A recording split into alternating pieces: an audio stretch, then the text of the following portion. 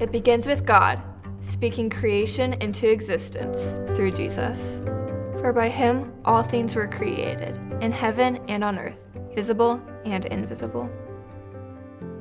Whether thrones or dominions or rulers or authorities, all things were created through him and for him. This is a true story of all things. God has made me and all creatures. And my life story is unfolding within God's story of all things. After Adam and Eve are trying to rewrite God's good story, it all began to fall apart. But right then and there, in the actual Garden of Eden, God made a promise about putting it all back together again. And through him, through Jesus, to reconcile to himself all things.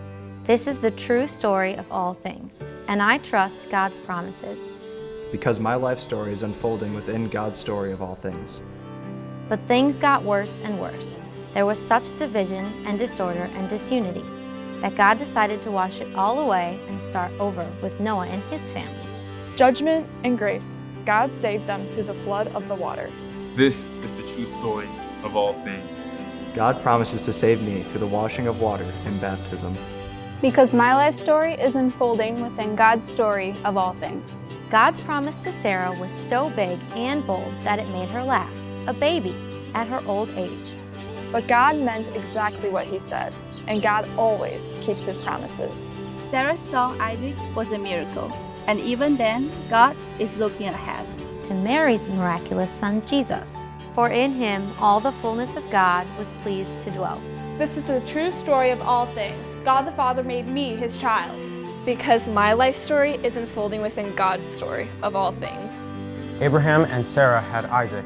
Isaac and Rebekah had Jacob. Jacob's 12 sons became the 12 tribes of Israel, and the family grew and grew. God brought about a nation, a people, a family. This was how God was at work in this world, in real places. Real time, real history. Real people, real life. And we are a part of this chosen people, because my life story is unfolding within God's story of all things. And still, God's people waited. They waited for God to send the promised rescuer. They waited 400 years in Egypt before God rescued them from Pharaoh. Miriam and her brother Moses were part of God's rescue mission to bring his chosen people into his promised land. And God always keeps his promises. This is the true story of all things. I'm trusting in Jesus to rescue me, because my life story is unfolding within God's story of all things. When God's people cried out to God for help because justice was being trampled and injustice seemed out of control, God sent Deborah to judge. She showed them the way to the victory, because the battle belongs to the Lord. This is the true story of all things. And I looked for God, for justice and peace. David didn't just kill Goliath. He rallied the people of Israel and led them to victory after bloody victory over the enemies of God's people.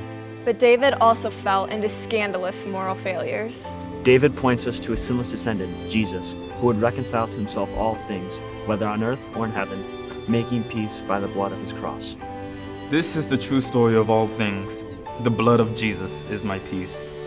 Because my life story is unfolding within God's story of all things, through men and women, through kings and kingdoms, through failures and victories. God has been at work in all things. Jesus is before all things. And in him, all things hold together. For by him, all things were created, and through him, to reconcile to himself for all things. Making peace by the blood of his cross. This is the true story of all things. And my life story, each of our stories, is unfolding within God's story of all